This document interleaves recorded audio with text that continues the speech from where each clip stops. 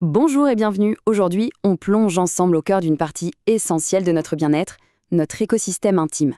D'ici quelques minutes, on saura précisément quels gestes adopter au quotidien et comment décoder les signaux que notre corps nous envoie.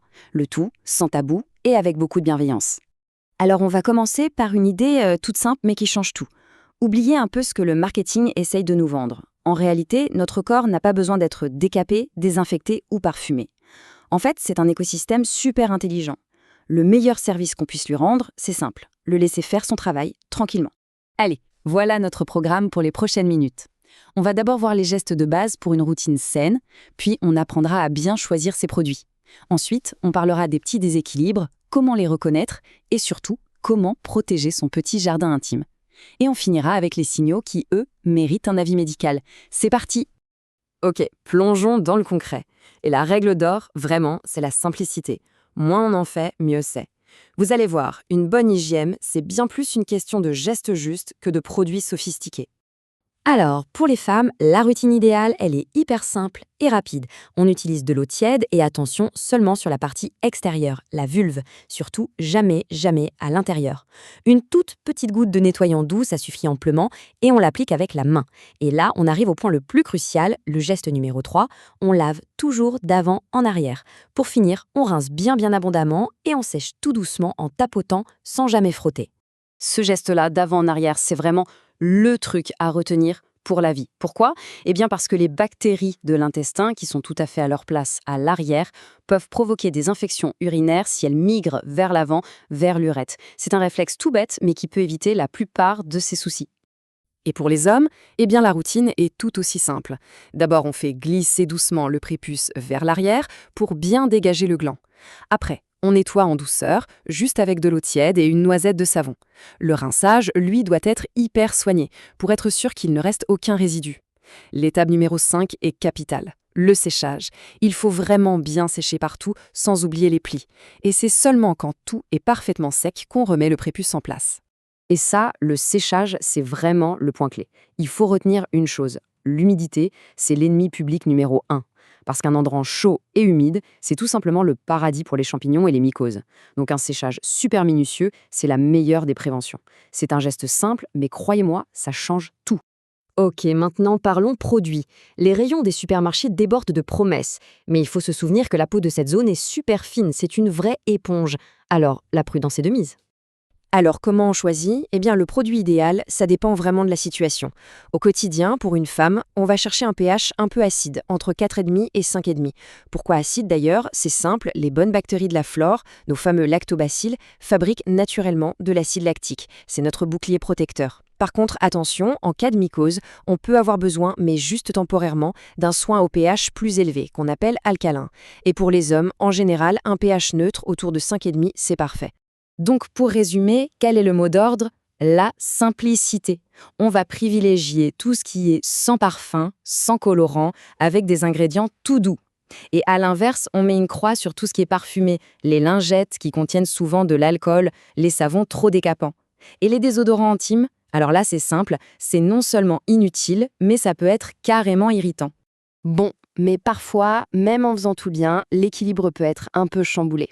Et la première chose à savoir, c'est que ce n'est absolument pas grave et encore moins honteux. C'est même super courant. J'aime vraiment beaucoup cette image du jardin intime. Pensez-y, quand des mauvaises herbes poussent dans un jardin, on ne se dit pas que le jardin est sale. On se dit juste qu'il a besoin d'un petit coup de pouce pour retrouver son équilibre. Eh bien là, c'est exactement pareil. Ces petits désagréments, ce sont juste des signaux que notre corps nous envoie. Alors, justement, comment on décode ces signaux? Apprendre à reconnaître les problèmes les plus courants, ça permet d'agir plus vite, mieux et surtout sans paniquer. Chez la femme, il y a principalement 3 problèmes qui sont souvent mélangés. D'abord, la mycose due à un champignon. Le symptôme principal, ça gratte très fort avec des pertes blanches un peu épaisses, mais sans odeur particulière. Ensuite, la vaginose. Là, c'est un déséquilibre des bactéries. Ça gratte peu, mais par contre, il y a une odeur assez caractéristique, avec des pertes plus fluides. Et enfin, la trichomonase, qui est une IST et qui provoque irritation et pertes un peu jaunâtres. Vous voyez, chaque problème a sa solution, d'où l'intérêt de bien les différencier.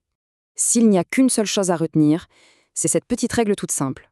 Ça gratte énormément, on pense mycose. Ça sent fort, on pense vaginose. Évidemment, ça reste une boussole pour s'orienter. En cas de doute, le réflexe est toujours de consulter un professionnel de santé. Et chez les hommes alors, les soucis les plus courants sont souvent liés à l'humidité ou à une irritation. On a par exemple la balanite, une inflammation du gland, souvent due à un mauvais séchage, on y revient. Il y a aussi l'intertrigo, des plaques rouges dans les plis, encore une histoire d'humidité. Et enfin, la folliculite, des petits boutons qui apparaissent souvent après un rasage. On le voit, la solution tourne souvent autour des mêmes gestes, bien sécher, laisser respirer et apaiser. Allez, passons maintenant aux solutions concrètes pour aider notre petit jardin à rester en pleine forme. Vous allez voir, ce sont des habitudes toutes simples, mais qui peuvent faire une différence énorme. Voici 3 alliés de choc pour notre équilibre. Premièrement, les probiotiques. Ils sont géniaux pour venir réensemencer la flore avec de bonnes bactéries, surtout après avoir pris des antibiotiques. Deuxième astuce, le coton. Toujours le coton. C'est super important pour les sous-vêtements car ça laisse la peau respirer. Et enfin, troisième conseil, dormir sans sous-vêtements. Ça permet à la zone de respirer toute la nuit, c'est parfait pour limiter l'humidité. Prenons un cas hyper concret, l'infection urinaire post-rapport, un grand classique malheureusement. La solution tient en un protocole super simple, en 3 étapes clés. D'abord, on boit un grand verre d'eau. Ensuite, on file uriner dans les 15 minutes qui suivent pour rincer l'urètre. Et enfin, on fait attention aux lubrifiants qui contiennent du sucre, parce que les bactéries, elles, adorent ça. C'est tout simple, mais c'est redoutablement efficace. Et pour terminer, un point super important, savoir quand il ne faut plus rester seul avec son problème. Il y a des signaux d'alarme qui doivent impérativement pousser à consulter. Là-dessus, il faut être très clair, si l'un de ces symptômes apparaît, on n'attend pas, on consulte dans les 24 heures. Une fièvre qui dépasse 38,5 avec des douleurs au ventre, des saignements en dehors des règles, une douleur soudaine et très forte dans un testicule, du sang dans les urines, ou une plaie qui saigne ou qui grossit vite. Tout ça, c'est direction le médecin sans tarder. Vraiment, il vaut mieux consulter pour rien que de laisser passer quelque chose de sérieux. Allez, pour finir, on récapitule. Voici la checklist des gestes d'or à adopter au quotidien. Une toilette intime par jour, 2 au grand maximum, de l'eau tiède, jamais brûlante, un produit tout doux, sans parfum, on ne nettoie jamais l'intérieur du vagin, on sèche bien partout, surtout dans les plis, et on choisit un sous-vêtement en coton propre chaque jour. Voilà, c'est ça la base pour un écosystème intime qui se sent bien. Et c'est tout l'esprit de cette démarche en fait. L'idée, c'est de donner des informations claires, simples et bienveillantes pour que tout le monde puisse devenir l'expert de son propre corps en toute confiance et sans aucun tabou. Merci d'avoir suivi cette exploration. La prochaine fois, on s'attaque à une question qui fait beaucoup parler. Les poils, amis ou ennemis? Faut-il les garder, les enlever? On va démêler le vrai du faux ensemble. Alors, à très bientôt.